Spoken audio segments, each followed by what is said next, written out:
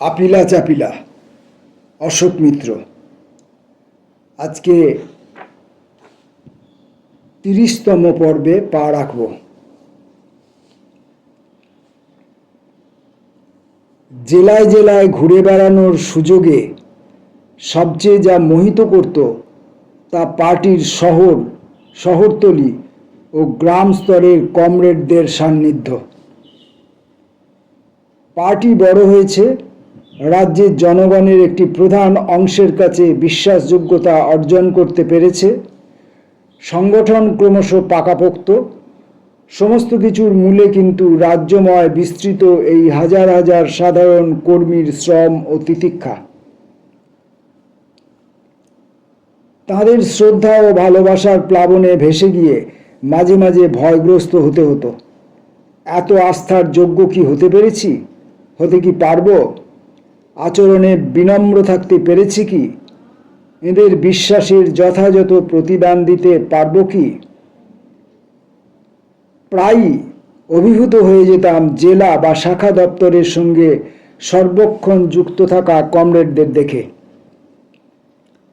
এদের মধ্যে অনেকে হয়তো অতীতে হাতে বোমা পিস্তল নিয়ে বিদেশি প্রভুদের দেশ থেকে তাড়াবার স্বপ্ন দেখেছেন, পরে কারাভ্যন্তরে মার্ক্সবাদে দীক্ষা নিয়েছেন, বেরিয়ে এসে অনেক আন্দোলনের সঙ্গে যুক্ত হয়েছেন, ফের জেলে গেছেন, পুলিশের লাঠিসোঁটা খেয়েছেন, অনশন ধর্মঘট করেছেন, এখন বছরের পর বছর পার্টি সংগঠনের দায়িত্বে আছেন। নিঃসংকোচে পুনরুক্তি করছি, এদের অনেকেরই নাম ইতিহাসে লিপিবদ্ধ থাকবে না, কিন্তু এরাই তো আসলে ইতিহাস রচনা করেন। রাজনীতির আবর্তে পড়ে আমি কি এই ঘোরলাগা বছরগুলিতে একান্ত ব্যক্তিগত বন্ধুদের ভুলেছিলাম? নিশ্চয়ই তা নয়। তবু এতটা সময় প্রশাসনে ও পার্টিগত দায়িত্বে ব্যয় করতে হতো যে আলাদা সময় বলে নিজের কিছু থাকতো না। তাহলেও নিয়ম করে যে রবিবার বা ছুটির দিনে বাইরে যেতাম না, বন্ধুদের ডেকে নিয়ে নরক গুলজারের আয়োজন। সেই রবিবারিক আড্ডায় নিকটজনরা আসতেন, চা, কফি, চানাচুর, বিস্কুট, কখনো কখনো সন্দেশ, পান্তুয়া, রসগোল্লা।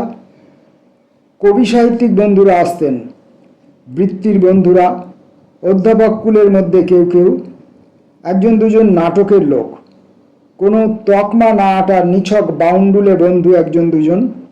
অকুলে সদাই ভেসে যেতাম। কয়েক ঘন্টার জন্য এভাবে ভেসে যাওয়ার হয়তো প্রয়োজনীয় ছিল। সপ্তাহের বাকিটা সময় তো রাজনীতি, অর্থনীতি, প্রশাসনিক কচকচানি।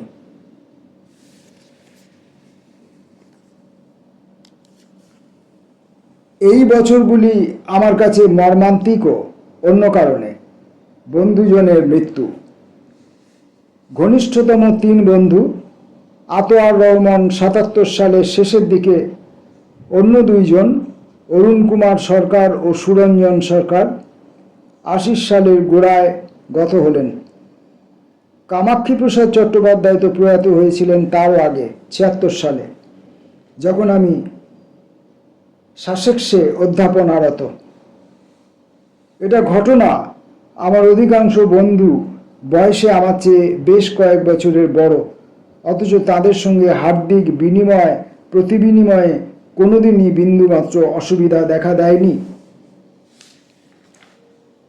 আতোয়ার রহমান কঠিন অসুখে ভুগছিলেন বেশ কিছুদিন ধরে। আমার মহাকরণে ঢোকবার কয়েক মাসের মধ্যেই তিনি চলে গেলেন। অসহায়া স্ত্রী নীরা ও আকুল শোকে ভেসে যাওয়া পুত্র টিটো ও কন্যা বুড়িকে রেখে জীবনে এমন দাগা খুব কমই পেয়েছি। সুরঞ্জন সরকার ও অরুণ কুমার সরকারের সঙ্গে যেই পর্বে আলাপ, আমি প্রায় কিশোর, ওরা উদ্দাম যৌবনের মধ্যলগ্নে। ওদের চিঠির জোয়ার আমার উপকূলে, আমার চিঠির প্রত্যাঘাত ওদের দুয়ারে। দেশভাগের পরিণামে আমার কি সবচেয়ে বড় ব্যক্তিগত বিষাদবোধ? কেউ প্রশ্ন করলে উত্তর জোগাতে আমাকে কিঞ্চিততম দ্বিধান্বিত হতে হবে না। যে দুই ক্যাম্বিসের ঝোলায় সুরঞ্জন অরুণ কুমার সরকারের পত্রগুচ্ছ রক্ষিত ছিল, তা সেই ডামাডোলের কালে কোথায় হারিয়ে যায়। শুধু আমার পক্ষেই নয়, গলা উঁচু করে বলতে পারি বাংলা সাহিত্যের পক্ষেও তা অপূরণীয় ক্ষতি। একটা সময়ে সুরঞ্জন ও অরুণ কুমার সরকার পরস্পরের হরিহর আত্মা বন্ধু ছিলেন, কাজও করতেন কেন্দ্রীয় সরকারের একই দপ্তরে। এইসব ক্ষেত্রে কখনো কখনো যা হয়ে থাকে, তাদের নিজ নিজ বৃত্ত পরে আলাদা হয়ে যায়। নিঃশব্দ পারস্পরিক অনুরাগ যদিও অটুট ছিল। অরুণ সরকার, বারবার স্পর্ধিত উক্তি করছি, উত্তর 30 যুগের অন্যতম প্রধান বাঙালি কবি, কিন্তু প্রচার বিমুখ। সংবাদপত্রের সঙ্গে যুক্ত থাকেননি কোনোদিন। তার অনুজ আলোক সরকারের মতোই সম্বর্ধনা সম্ভাষণের ধারকাজ দিয়ে হাঁটেননি বাংলা সাহিত্যের ইতিহাসে, সুতরাং তার নাম জলজল করে লেখা থাকবে না। অরুণ কুমার সরকার 80 সালের জানুয়ারিতে প্রয়াত হলেন, সুরঞ্জন মাস তিনেক বাদে। তার মৃত্যুর মুহূর্তে অরুণ কুমার সরকারের একমাত্র সন্তান অভিরূপ বিদেশে, পরে সে কৃতি হয়েছে, কিন্তু সেই কৃতিত্ব তার বাবা দেখে যেতে পারলেন না। বন্ধুরা ক্রমশ উধাও।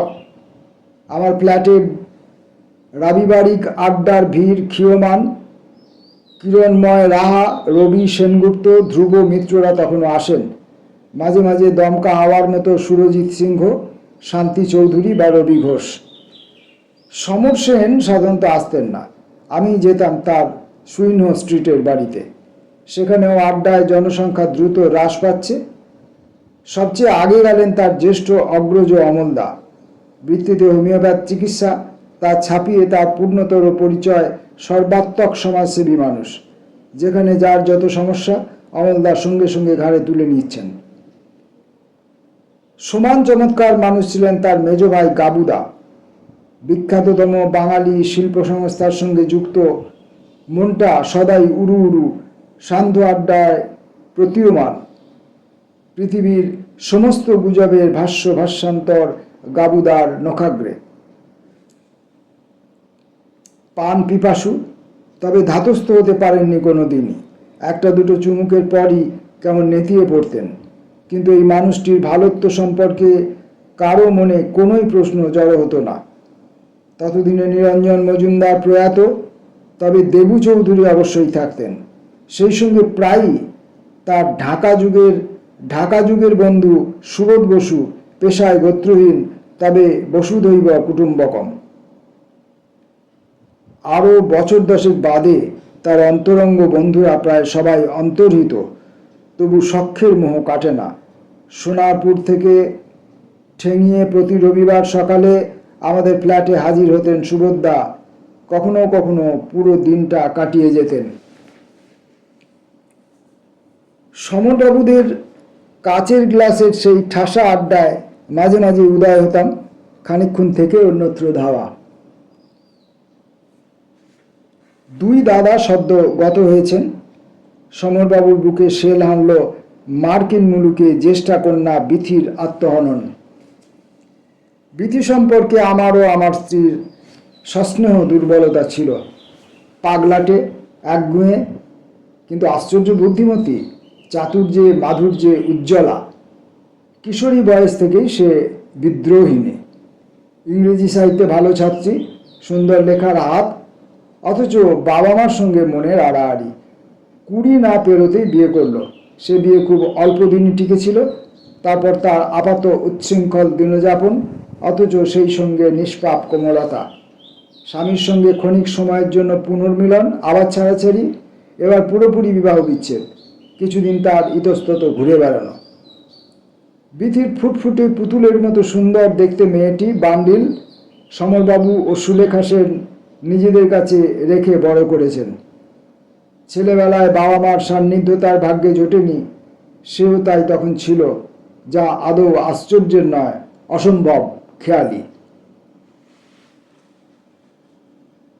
বিবাহ বিচ্ছেদের সামান্য পরেই বিথি একটি ধড়িবাজ মালোয়ালি ছেলের পাল্লায় পড়ে। তার সঙ্গে বিয়ের অনুষ্ঠান হয়। দুজনের বস্টন গমন। বছর না ঘুরতেই বিথি বুঝতে পারল জীবনে আরেকবার ভুল করেছে। এর আগেও সে একবার দুবার আত্মহত্যার চেষ্টা করেছে। শেষ মুহূর্তে বন্ধুরা কেউ গিয়ে বাঁচিয়েছে। এবার তাকে আর রক্ষা করা গেল না। আমেরিকা যাওয়ার মুহূর্তে বান্ডিলকে সমরবাবুদের কাছ থেকে বিথি কেড়ে নিয়ে গিয়েছিল। বিদেশে কন্যার অপমৃত্যু, বালিকা নাতনি নিঃসহায় একা, অনেক কাঠখড় পুড়িয়ে বান্ডিলকে কলকাতায় ফিরিয়ে আনা হলো। সমরবাবু এমনিতেই রুগ্ন ছিলেন, এবার শরীর প্রচণ্ড ভেঙে পড়ল। বেশ কয়েক মাস কঠিন পীড়ায় আক্রান্ত।